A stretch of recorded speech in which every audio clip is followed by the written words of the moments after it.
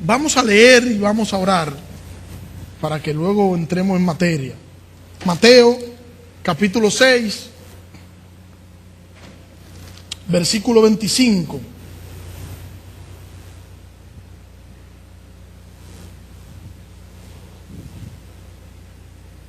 Mateo capítulo 6, versículo 25.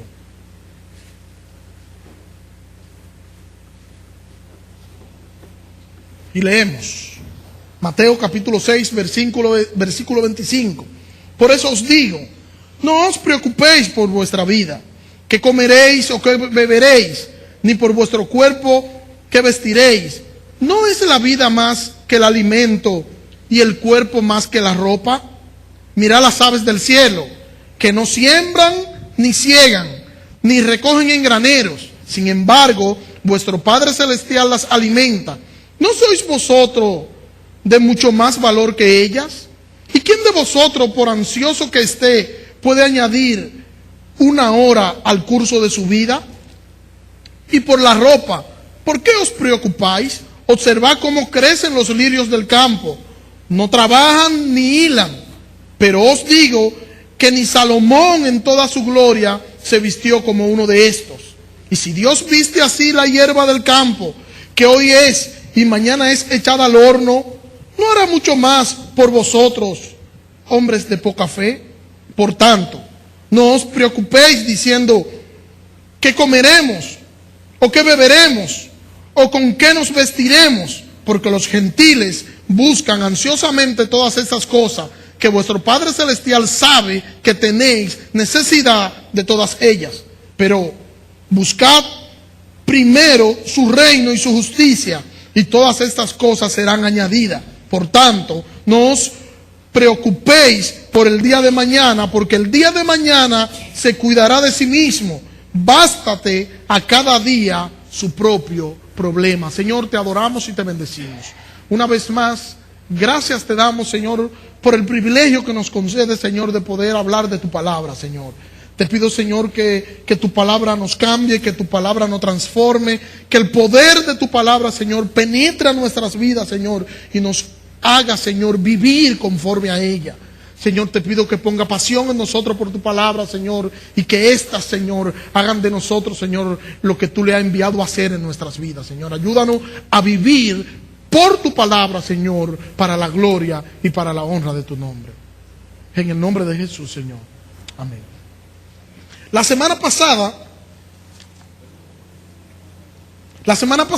nosotros vimos lo que denominamos la segunda sección de una visión deformada. Y esto basándolo en Mateo capítulo 6, versículo 22 y versículo 23 de manera específica. Dijimos nosotros la semana pasada que se hablaba aquí específicamente de dos virtudes, una virtud especial y un defecto especial. Y vimos y hablamos en torno a todo esto. Dijimos que la idea central de estos dos versículos bíblicos es un ojo malo, un ojo bueno, una visión mala, una visión buena, y que ese malo y que ese bueno teníamos que verlo de la siguiente manera. Dijimos que en el original la palabra que hace alusión para bueno lo que significa es generoso o generosidad, que en realidad lo que quiere decir es que nosotros tenemos que tener una visión generosa. Y eso vimos y dijimos que generoso significa estar dispuesto a sacrificarse por los demás, y que es sinónimo de dadivoso y que es sinónimo de espléndido. Vimos y citamos a Primera de Timoteo capítulo 6 versículo 18, que hagan el bien, que sean ricos en buenas obras, que sean generosos y dispuestos a compartir. Y en base a esto dijimos algunas cosas, llegamos al punto de malo, de la palabra malo que se utiliza para la visión, y dijimos que la palabra griega que se utiliza aquí para malo, para esa visión mala, es una palabra griega que lo que significa es tacaño o avaricioso. Y dijimos que una persona tacaña es una persona que mira excesivamente el dinero y se resiste a dar o a gastar gastar cualquier cosa, y que una persona avariciosa es una persona que tiene avaricia, y que la avaricia es el afán excesivo de poseer y guardar riqueza, sinónimo de altivez o de altivo. Y dijimos entonces, citando a Barclay, dijimos que Jesús está diciendo que no hay nada como la generosidad para dar una visión clara y sin deformaciones de la vida y de las personas. Y no hay nada como un espíritu tacaño y mezquino para deformar tu visión de la vida y de las demás personas. Y en torno a este texto, en torno a esto, estuvimos hablando la semana pasada. No quiero detenerme mucho en mi resumen de la semana pasada, en mi introducción al sermón de la semana pasada, porque quiero avanzar en lo que es mi introducción a lo que es la nueva sección que empiezo hoy de este Sermón del Monte, hablando sobre la prudencia y la serenidad en la preocupación. Con el versículo 25, nosotros damos inicio a una nueva sección en esta exposición del Sermón del Monte. Nosotros podemos decir que el capítulo 6 se divide en dos partes, la que ya nosotros agotamos hasta el versículo 24. Usted podría decirme, pastor, pero nosotros no vimos el versículo 24. Sí, lo vimos en los versículos anteriores, solo que lo mezclamos porque el texto nos llevaba al versículo 24 y lo abarcamos en esos 4 sermones que nosotros predicamos de los versículos anteriores al versículo 22 y 23, o entendamos versículo 19 y versículo 20, y ahí nosotros cubrimos lo que es el versículo 24. Entonces hoy caemos en esta sección que inicia en el versículo 25, y podríamos decir que el tema de esta sección es la vida del cristiano en este mundo en su relación con el Padre. La vida del cristiano en este mundo con su relación o en su relación con el Padre. Y esto demuestra lo práctico que es el Sermón del Monte. El Sermón del Monte que se ocupa en detalles prácticos de la vida, en lo personal, en lo privado. Todo lo que yo hago, mi vida de oración, mi vida de tratar de hacer el bien, mi vida de ayuno, mi devoción personal, el fomento y cultivo de mi propia vida espiritual, todo esto nosotros lo vemos, Jesús nos lo plantea, nos lo enseña en este capítulo 6, y en esta sección que nosotros vamos a empezar a ver, que dicho sea de paso, duraremos unas cuantas semanas hablando sobre este texto que acabamos de leer desde el versículo 25 hasta el final del capítulo 6, donde nosotros leímos. ¿Cuál es la preocupación del Señor? ¿O cuál es la preocupación que nosotros podemos ver? Nosotros vemos al Señor que está enfrentando y nos está presentando el problema de nuestra mundanalidad. Y este problema es al que se está atacando un poquito más de cerca, y es el que nosotros estaremos viendo en todo lo que resta de este capítulo 6 de Mateo. Iniciando diciendo que algunos dicen que desde los versículos 24 que el versículo 19 al versículo 24, que el Señor está hablando aquí específicamente de personas ricas, dicen algunos. Y está hablando de personas ricas porque son las personas ricas los que quieren tener más y los que quieren acumular. Y en ese tener más y en ese acumular, estas personas ricas entonces se desviven por eso y quitan la visión de Dios y la ponen en las riquezas. Sin embargo, podemos decir, o dicen ellos, que esta sección a la que nosotros iniciamos hoy tiene que ver específicamente con los pobres o con personas que no necesariamente son ricas, porque son personas, o lo que está presentando Jesús aquí es la necesidad del día a día, el momento, las personas que están en crisis, las personas que están en situaciones difíciles y que están enfrentando la vida en el día a día, en el momento tras el momento, que no tienen posesiones, pero que sí tienen problemas en sustentarse ellos y sustentar a su familia. Gracias, Ley. Sin embargo, nosotros podemos decir que se está refiriendo a ambas cosas. y que se está refiriendo a ambas cosas, y que nosotros podemos decir que se está refiriendo tanto al que tiene como al que no tiene, y que el texto se aplica para ambos grupos, el grupo que tiene posesiones materiales y el grupo que no tiene. Y luego lo vamos a ver más adelante por qué yo digo esto. Pero lo importante aquí es centrarse en el peligro de nosotros vernos oprimidos y obsesionados por las cosas que se ven, las cosas que pertenecen a este tiempo y las cosas que pertenecen única y exclusivamente a este mundo. Ese peligro de nosotros obsesionarnos por las cosas pasajeras. Y existe un peligro en medio de esto. El peligro de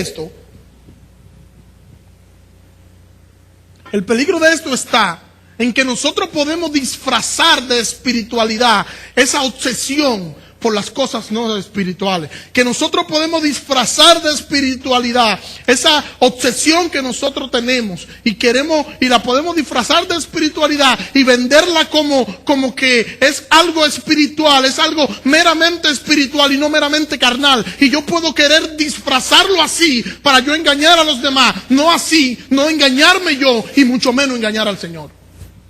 Voy a citar un texto. Un amigo, digo amigo, pero bueno, un pastor le pondría abracadabra a este texto. Yo solamente lo voy a leer y voy a compartir algunas cosas. Hechos capítulo 8, versículo 9.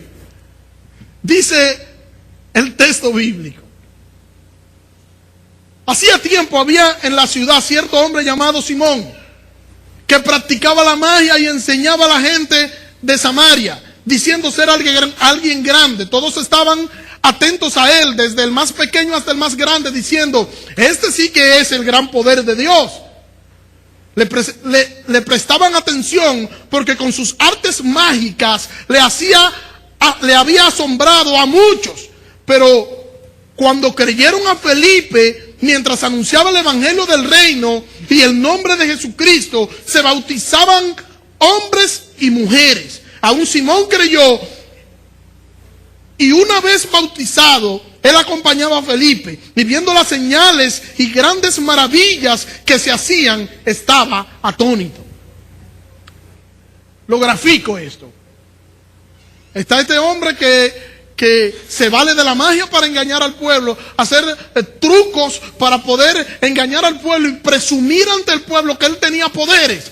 Y cuando llega el evangelio que cambia y que transforma en los labios de Felipe, todo Samaria se volcó a escuchar el evangelio. Y podemos decir que esta ciudad fue transformada por el evangelio.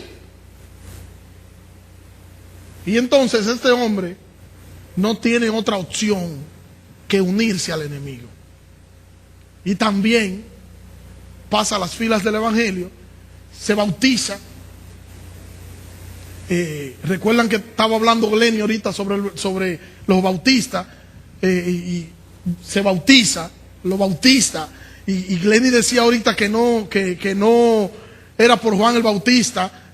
Muy bien, excelente. Hay quienes hablan de los anabatistas, y Glenny lo que dio el significado de lo que significa anabatista, sin mencionar el nombre anabatista. Recuerdo que alguien dijo el miércoles que si no era el nombre de una mujer. No era el nombre de una mujer. Anabatista lo que significa es rebautizado, porque era lo que hacían cuando la iglesia, estos hombres protestaron porque la iglesia bautizaba, y la forma en la que la iglesia lo hacía no era la forma correcta. Ellos entendían que era por inmersión, y entonces esto crea una fricción y creó una crisis que duró muchísimo tiempo. Pero el miércoles yo voy a hablar detalladamente de eso. Eso fue solamente para abrirle el apetito. El miércoles hablaremos de eso detalladamente. Pero entonces este hombre se bautiza. Y se bautiza y empieza a caminar con Felipe. Y empieza a andar con Felipe. Y empieza a enseñar el evangelio junto con Felipe.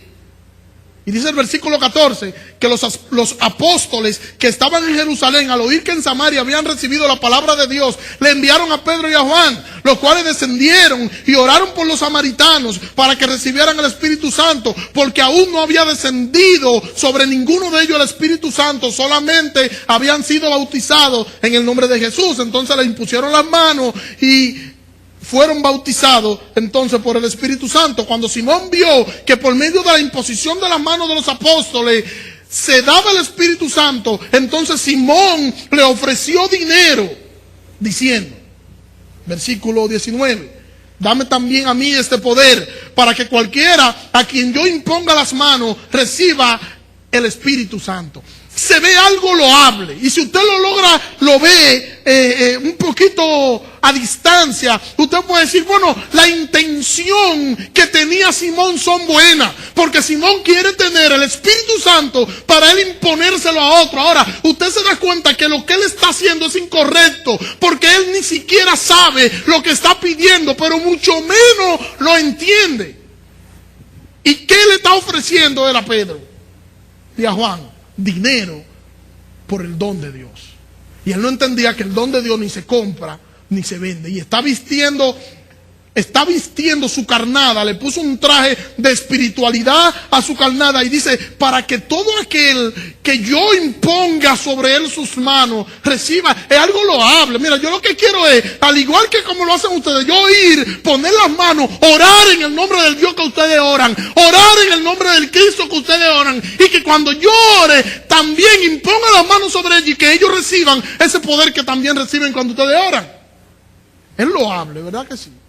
Se vistió, le puso un traje de espiritualidad a su carnada, pero en realidad no era nada espiritual. Pedro le dice, tu dinero perezca contigo porque has pensado obtener con dinero el don de Dios.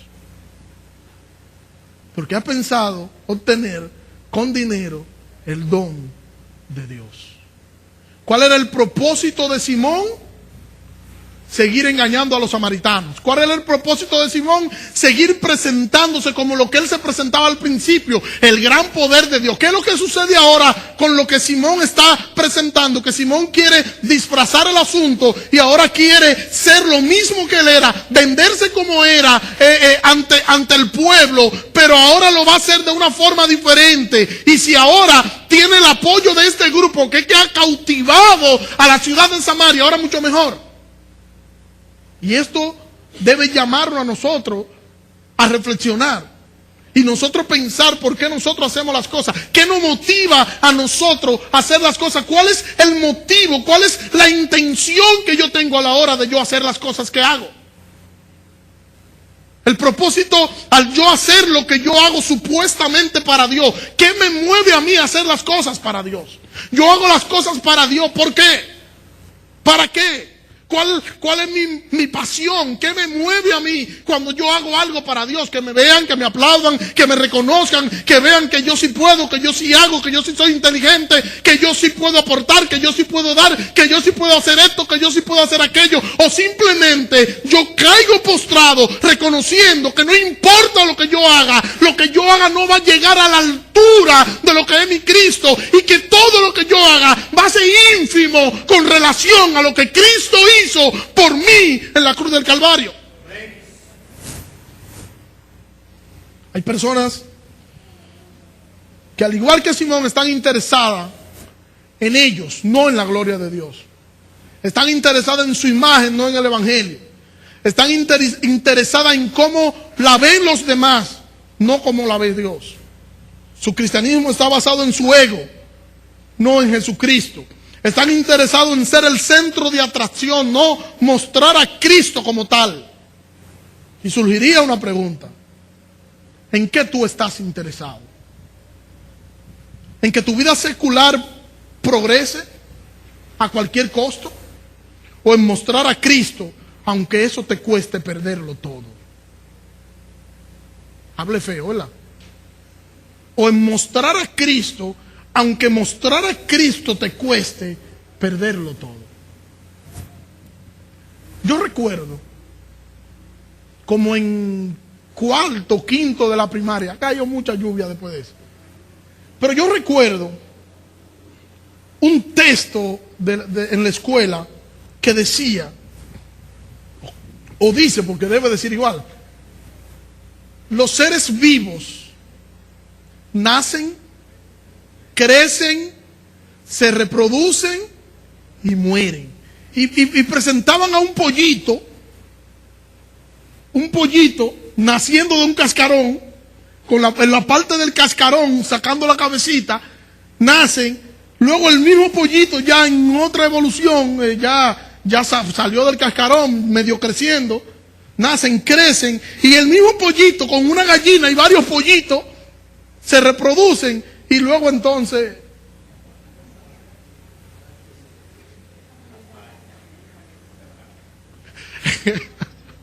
dice esto por allá atrás que en una mesa con frito. Pero es así, ¿verdad que sí? Se cuenta de una señora, esto es un cuento, que cuando cantaban "Hoy yo quiero andar con Cristo", ustedes saben que el coro de "Hoy yo quiero andar con Cristo" dice: "Oh, si yo quiero, oh, si yo quiero, oh, si yo quiero". Dice, la canción dice: "Oh, si yo quiero morir con Cristo". Y cuando llegaba el tema de morir con Cristo, ella decía: "Oh, si yo quiero andar con Cristo, oh, si yo quiero vivir con Cristo". Ahí va, morir. "Oh, si yo quiero, quiero serle un testigo fiel". Nosotros queremos vivir con Cristo, es obvio. Y queremos vivir con Cristo a tal punto de que hay un grupo de manipuladores que han estudiado la conducta humana. Y yo le decía a un señor hace unas cuantas semanas atrás, el cristianismo no necesita psicólogos, necesita teólogos que interpreten la palabra de Dios y puedan transmitir el mensaje que Dios tiene en su palabra. No es psicólogo lo que necesitamos. Y no voy a decir lo que decía, lo que él dijo, porque hay cosas que todo no se puede decir desde aquí. Pero sí, hermano, nosotros queremos vivir con Cristo y ellos se han dado cuenta de eso. ¿Y qué es lo que ellos hacen entonces? Manipulan a la gente y le ofrecen a la gente absolutamente todo en esta vida, absolutamente todo. Ven que el Señor te va a cambiar, el Señor te va a transformar, el Señor va a cambiar tu finanza, el Señor va a cambiar tu salud, el Señor va a cambiar tu familia, el Señor te promete esto, te promete aquello, te promete lo otro. Y todavía menos, si tú agarras de todos los ingresos que tú tienes y tú aportas una buena suma de eso, el Señor te lo va a devolver 7 veces mayor la suma que tú des. Y el que está allá dice: "Oh, y es así". Y mira a la mujer y le dice: "Tenemos 100,000, vamos a dar los 100,000. Pues son 500,000 lo menos que nos va a dar el Señor".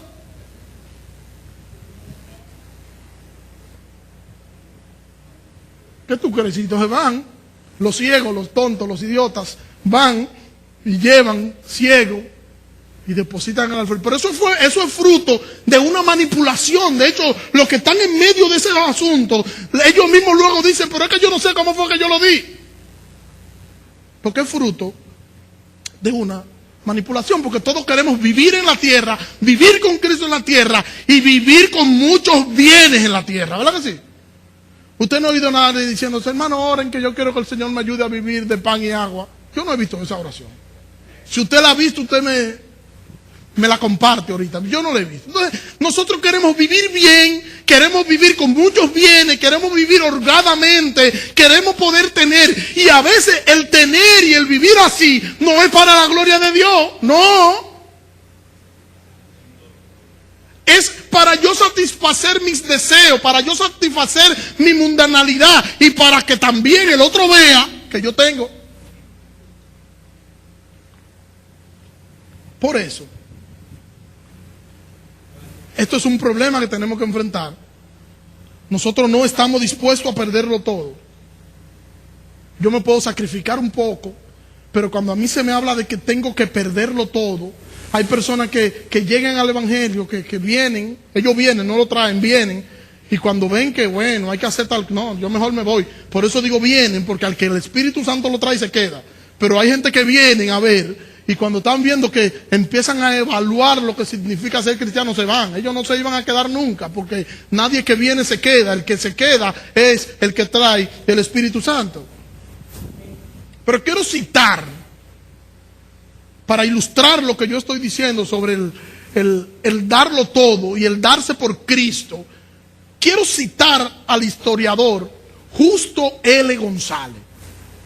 Su libro, Historia del Cristianismo, en el capítulo 62. Yo creo que yo he parafraseado esta historia en otra ocasión, pero se la voy a refrescar nuevamente.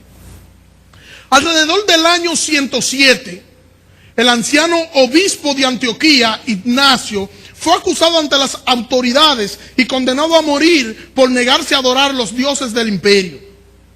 Puesto que en esos tiempos se celebraban grandes fiestas en Roma con motivo de la victoria sobre los dacios, Ignacio fue enviado a la capital para que su muerte contribuyera a los espectáculos que se presentaban. Le explico un chingueto y vuelvo al texto de nuevo. Cuando dice que él iba a contribuir con los espectáculos que se proyectaban, era simple. Iban a ir al circo romano, se lo iban a arrojar a los leones, y mientras los leones estaban devorando a este hombre, los romanos que estaban sentados allí en el circo estaban vociferando y se iban a deleitar con esta escena atroz, con este espectáculo sangriento que le presentaban los romanos. Era un show, pero el show era montado con la sangre de los creyentes. ¿Ven que suena bonito ahora? ¿O no? No suena bien, ¿verdad? No suena bien. Estoy de acuerdo con ustedes. En ese trayecto de él ser condenado hasta llegar a Roma, este señor escribió 7 cartas. 7 cartas a 7 iglesias la envió. Antes, en ese tiempo, no es como ahora. Nosotros tenemos aviones, tenemos metro, vamos a tener teleférico pronto. El costo ha sido increíble, pero lo tenemos, ¿verdad? Por lo menos no se robaron eso, pero lo tenemos. En ese tiempo no. El trayecto había que hacerlo. Los soldados lo hacían con animales y los prisioneros a pie. Imagínense que la distancia que se recorría para poder llegar a Roma, y todo esto haciéndolo a pie era algo difícil. Aunque los soldados regularmente andaban montados y los prisioneros no. Pero la carta a la que nos interesa es la que Ignacio escribió desde Esmirna a la iglesia de Roma. De algún modo, Ignacio había recibido noticia de que los cristianos de Roma proyectaban hacer gestiones para liberarlo de la muerte. Pero Ignacio no ve tal proyecto con buenos ojos. Ya él estaba presto para sellar su testimonio con su sangre, y cualquier gestión que los romanos pudieran hacer le resultaría un impedimento. Por esta razón, el anciano obispo le escribió a sus hermanos en Roma. Oiga lo que le escribe Ignacio a sus hermanos en Roma, en primera, segunda y tercera persona. Cito: temo vuestra bondad, que pueda hacerme daño, pues vosotros podéis hacer con facilidad lo que proyectáis, pero si vosotros no prestáis atención a lo que os pido, me será muy difícil a mí alcanzar a Dios. El propósito de Ignacio es, según él mismo, dicen, ser imitador de la pasión de su Dios, es decir, de Jesucristo. Ahora que me enfrento al sacrificio supremo, es que empiezo a ser discípulo. Y por tanto, lo único que quiero que los romanos pidan para él es no la libertad, sino fuerza para enfrentarse a toda prueba, para que no solo me llamen cristiano, sino que también me comporte como tal. Mi amor está crucificado. No me gusta ya la comida corruptible, sino que quiero el pan de Dios, que es la carne de Jesucristo, y su sangre quiero beber, que es bebida imperecedera. Porque cuando yo sufra, seré libre en Jesucristo y con Él resucitaré en libertad. Soy trigo de Dios y los dientes de la fiera han de molerme para que pueda yo ser ofrecido como limpio pan de Cristo. Y la razón por la que Ignacio está dispuesto a enfrentarse a la muerte es que a través de ella ha de llegar a ser un testimonio vivo de Jesucristo. Si nada decís acerca de mí, yo vendré a ser palabra de Dios. Pero si os dejáis convencer por el amor que tenéis acerca de mi carne, volveré a ser simple voz humana. Así, añade Justo L. González, así veía su muerte aquel atleta del Señor que marchaba gozosamente hacia las fauces de los leones. Es tan simple como esto. La iglesia de Roma habían encontrado la forma de hablar con las autoridades para que soltaran a Ignacio. Ignacio está diciendo: no, Señor, no hablen por mí para ser soltado, porque yo voy a sacrificar mi vida por causa de Cristo. En otras palabras, yo voy a morir por Cristo y voy a poner mi vida como pan de Cristo. No solo diciendo que yo soy cristiano, sino demostrando con mi actitud, con mi acción y con mi vida y con mi muerte que Cristo vive dentro de mí. A principios del siglo III, el emperador Séptimo Severo se propuso unir todo el imperio bajo el culto del sol invicto. Y para eso se le ocurrió la brillante idea de unificar todas las religiones en torno al sol invicto. Ocurrieron un sinnúmero de martirios, lo que se conoce como la más grande exterminación de creyentes en esta época. El martirio más famoso ocurrió en el 203. Perpetua y Felicidad se llamaban esas dos mujeres. Cuando Perpetua y sus compañeros fueron arrestados y el padre de Perpetua trató de convencerla de que abandonara su fe y salvara así su vida, ella le respondió que de algún modo cada cosa tiene su nombre y es inútil tratar de cambiárselo. Ella tenía el nombre de cristiana y no podía cambiárselo. Wow. El proceso de Perpetua y de sus compañeros fue largo.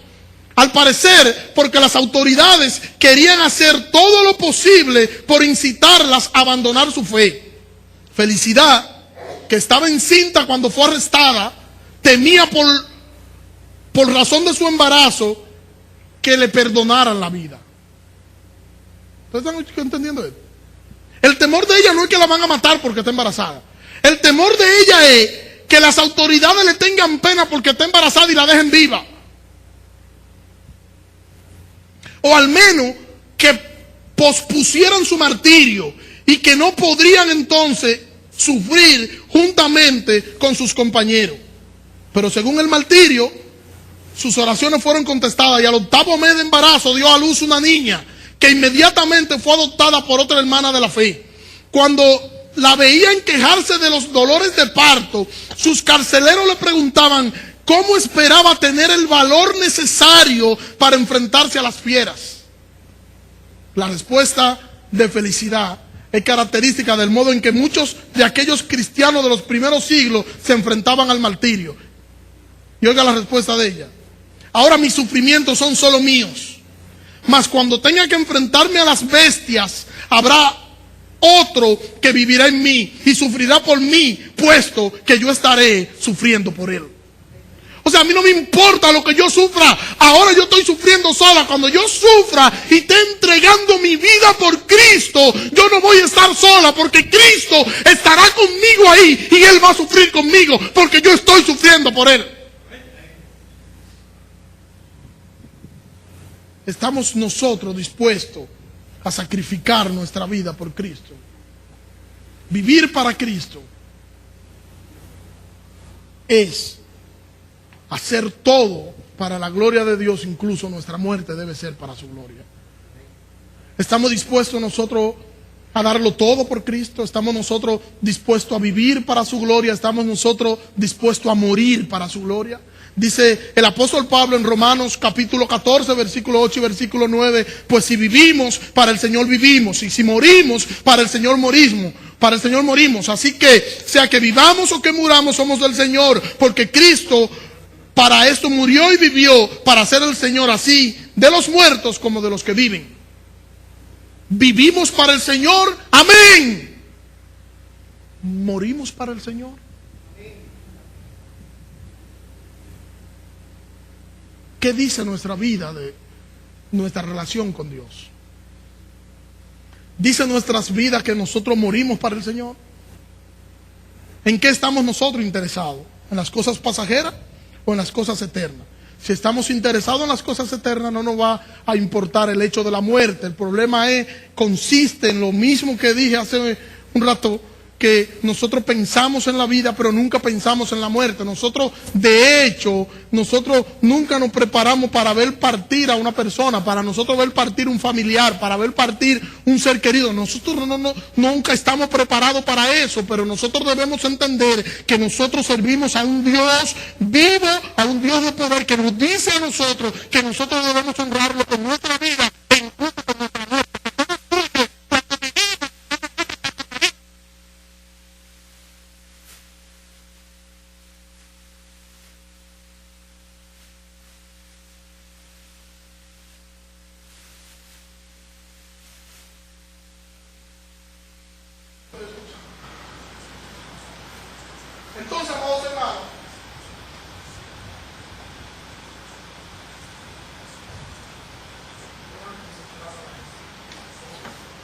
Entonces, amados hermanos, nosotros tenemos que tomar esta parte en cuenta, tomar en cuenta el hecho de que si nosotros somos,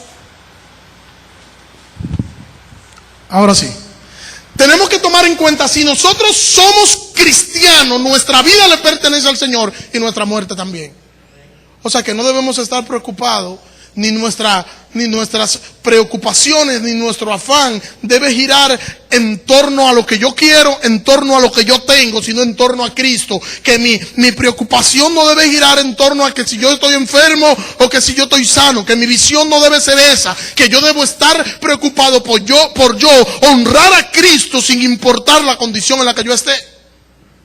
Que el lugar donde yo esté simplemente sea un medio para yo glorificar el nombre del Señor. Pero es así como lo hacemos. Se lo dejo de tarea. El versículo bíblico dice que por esto os digo que no nos preocupemos por vuestra vida. Y esto se ha generado a través del tiempo ciertas malas interpretaciones que luego en su momento la vamos a abordar, no hoy. Pero nosotros tenemos que ver, por ejemplo, a Cristo en el desierto. Y vemos a Cristo en el desierto, que es tentado por Satanás, y Satanás le dice, pero tú tienes hambre, convierte esta piedra en pan. ¿Tenía Cristo hambre? Sí, tenía hambre. Y Satanás le dice en la tentación, convierte esta piedra en pan. Porque tú tienes hambre, el Padre te va a entender. Es que tú estás muerto de hambre. Además, si tú te mueres no va a llegar el sacrificio. Convierte esta piedra en hambre y cómetela, en pan y cómetela. Si nosotros tuviéramos ese poder y a nosotros nos lo dijeran una sola vez, nos conocieran no como la iglesia de Cristo, sino como la iglesia que convierte piedra en pan, porque la convirtiéramos en pan solamente para que el otro vea que yo lo puedo hacer. Porque a veces con nosotros se trata no de que yo glorifique a Dios con los dones y los talentos que yo pueda tener, no, sino que los demás puedan ver lo que yo tengo y lo que Dios me dio. Yo soy tan especial que mira lo que Dios me dio. Y no se trata de eso. Se trata de que tú puedas glorificar a Dios y que tú puedas edificar a la iglesia con las cosas que Dios te dio. Si tú no puedes glorificar a Dios y si tú no puedes edificar a la iglesia con lo que Dios ha puesto en tus manos, entonces lo que está en tus manos no tiene sentido. Cristo, dejándonos ejemplo a nosotros, ¿Convirtió la piedra en pan? Pero no, tírate del pináculo del templo, porque todavía escrito está que a sus ángeles mandará para que tus pies no tropiecen en piedra. Y Cristo se tiró. ¿Por qué no se tiró? Podía tirarse. Si Cristo se tiraba del pináculo del templo, ¿qué ustedes creen que hubieran pasado? Ahora, ¿vino Cristo a exhibir el poder que él tenía? Cristo vino para que los saduceos, los fariseos, los gentiles y todo el que estaba por ahí en esas comarcas pudiera ver el poder extraordinario que él tenía y caer rendido a sus pies. ¿Era el propósito de Cristo? No, ¿verdad que no? ¿Y el propósito de nosotros cuál es? ¿Podemos nosotros decir que el Señor nos ha dado a nosotros autoridad? ¿Podemos decir que el Señor nos ha dado trabajo, nos ha dado familia? ¿Podemos nosotros decir que el Señor nos ha colocado en medio de la sociedad? Ahora, ¿con qué fin? ¿Cuál es el fin? ¿Cuál es el propósito tuyo donde tú estás? ¿Cuál es el propósito que tú cumples en tu familia? ¿Cuál es el propósito que tú cumples en tu trabajo? ¿Cuál es el propósito que tú cumples en la sociedad donde tú te encuentras? En medio de tu entorno, en tu comarca, en tu vecindario, en tu residencial. ¿Cuál es el propósito que tú cumples ahí? ¿Por qué tú estás ahí? Está brillando la luz de Dios a través de ti ahí en el lugar donde tú estás. Eso es lo que tenemos que preguntar. Si tú eres vive para la gloria de Dios y tú sabes que tú estás en tu familia para la gloria de Dios, significa que tu familia debe ver a Cristo a través de ti. Significa que tus vecinos deben ver a Cristo a través de ti. Significa que tus compañeros de trabajo tienen que ver a Cristo a través de ti. Significa que si tú tienes en tu trabajo hay personas que están por debajo de ti, esas personas que están por debajo de ti tienen que ver a Cristo. No es que tú le digas, mira, yo tengo a Cristo. No, es que la persona por sí sola, sin tú hablarle, entienda que Cristo vive en ti, porque lo que tú haces solamente lo hace una persona que Cristo viva dentro de él. Por eso mi pregunta en esta mañana: ¿cómo estamos viviendo nosotros? ¿Cómo nos estamos comportando? ¿Qué estamos proyectando? ¿Qué están viendo los demás a nosotros en el entorno donde nosotros estamos? ¿Qué perseguimos nosotros? ¿Qué tú persigues? Tú persigues que te traten bien. A veces la excusa que nosotros ponemos son excusas tan como que no, es que no me trataron bien. No, es que a mí no se me hace eso. No, es que, pero ¿cómo es posible? Yo vine al culto y a mí ni me saludaron. Pero es que yo esto, hermano, es que no se trata de nosotros, se trata de la gloria de Cristo en las cosas que nosotros hacemos. Y el problema de nosotros, ¿cuál es? Que nosotros queremos que el asunto parta de nosotros, de mí. Hay que empezar conmigo y después con los demás. No es así. El Señor nos llama a cada uno de nosotros a ser servidor, que yo entienda que los demás son superiores a mí mismo. Y si tú sirves y tú te consideras como un servidor de los demás, a ti no te importa cómo los demás te traten, porque a ti no te importa cómo los demás te traten. ¿Por qué? Porque tú no vives para los demás, tú vives para Cristo. Y lo que tú haces, lo haces para Cristo. Y lo que tú vives, lo vives para Cristo. Y lo que tú sientes, lo sientes para Cristo. Pero que sea un estándar eso en tu vida, en todo tu entorno, en todo tu radio de acción. Que la gloria de Cristo se pueda ver a través de ti. Y sigo con mi pregunta recurrente.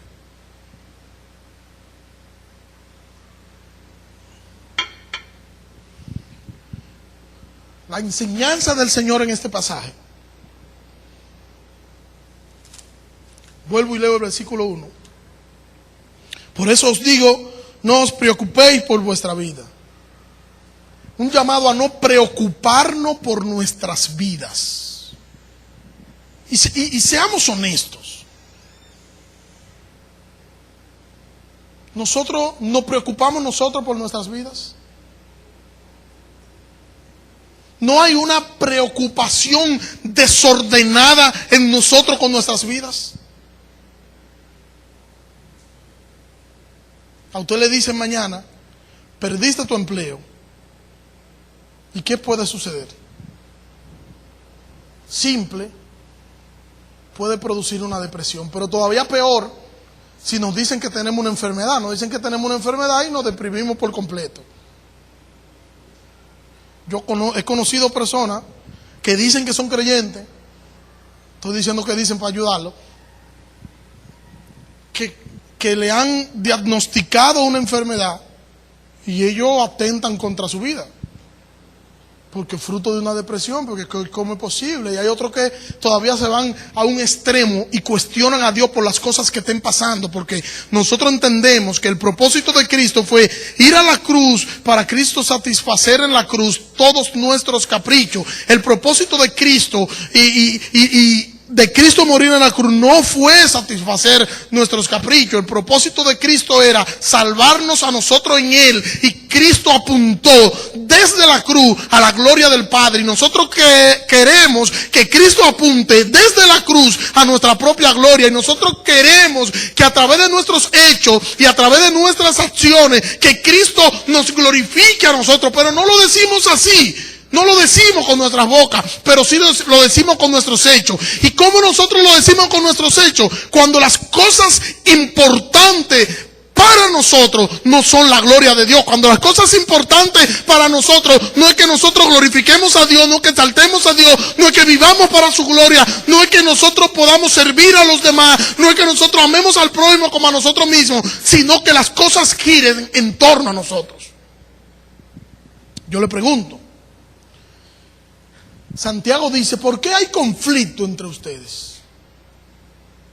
¿Por qué?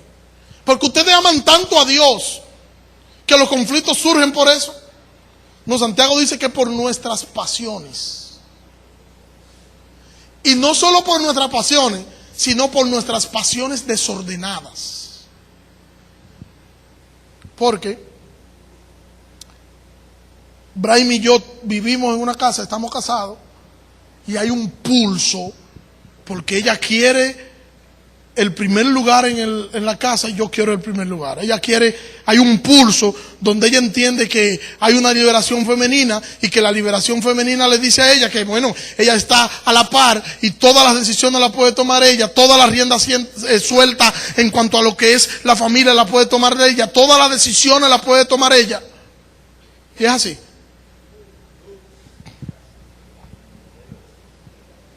Y tú estoy poniendo un ejemplo, y tú cedes como hombre, y cuando tú cedes como hombre y la dejas que ella tome la decisión, te das cuenta que no son decisiones conforme a la palabra de Dios.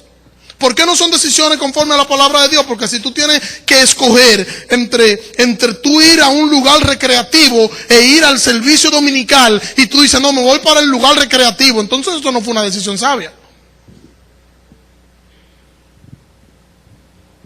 Pero sí hay luchas en los matrimonios, hay conflictos en los matrimonios, hay crisis en los matrimonios, porque nosotros vamos al matrimonio pensando en que puedan satisfacernos nosotros, de cómo me pueden satisfacer, de cómo yo salgo satisfecho, de que no, pero es que fulano solo piensa en él, pero yo en quién estoy pensando, yo también estoy pensando en mí. Cuando nosotros entendamos que debemos pensar, yo debo pensar en ella y ella debe pensar en mí, las cosas van a ser diferentes. Nuestras pasiones desordenadas. Así son los hijos, así son los padres, y así son los miembros de las iglesias. Nosotros vamos a las actividades de la iglesia y no pensamos en nadie, pensamos en nosotros. Y si hay que servir, que nos sirvan. Y a la hora de servirnos, si es servir comida o servirnos comida, lo hacemos de manera desmedida. Y yo he ido a lugares donde he visto a estos creyentes servirse unos platos. No es porque sean grandes, es que a la hora en punto de comer no se lo comen y dejan en el plato.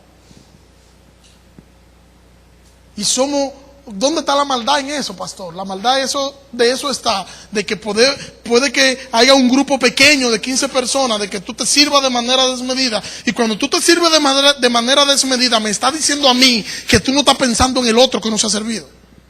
Y si tú no estás pensando en el otro que no se ha servido, tú no estás amando a tu prójimo como a tú mismo, mucho menos estás amando a tu hermano.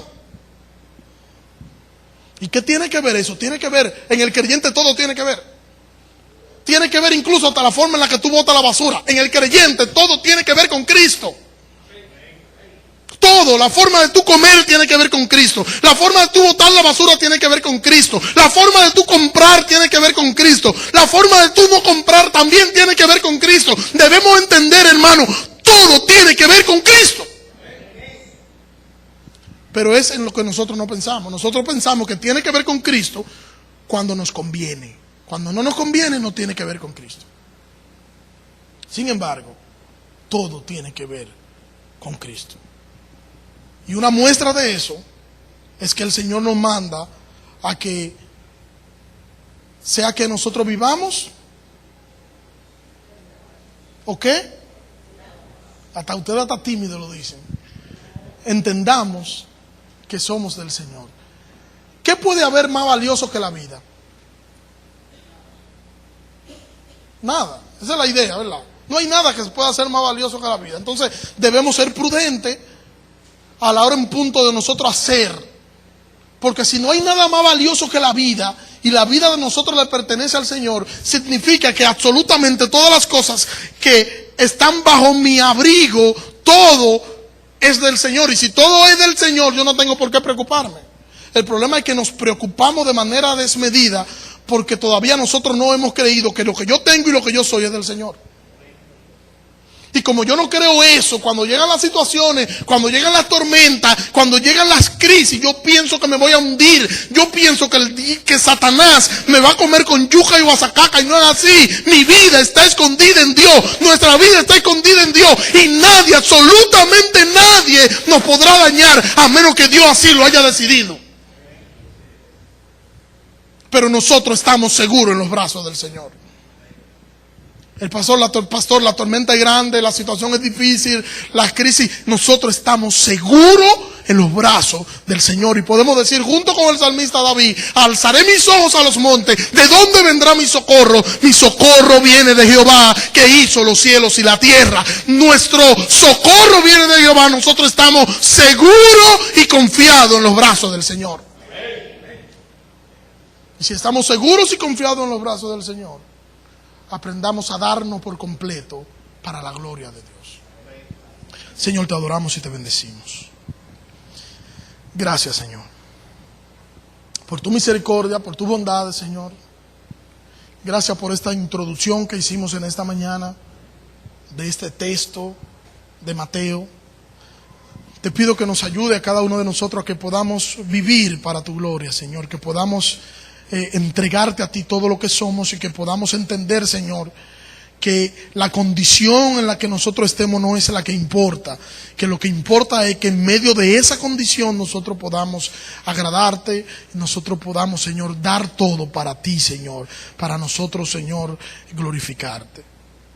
Perdónanos, Señor, si hemos pecado contra ti, Señor, si te hemos fallado, y ayúdanos, Señor, a hacer conforme a tu voluntad y conforme a tu misericordia. En el nombre de Jesús, Señor. Amén. Dios le bendiga.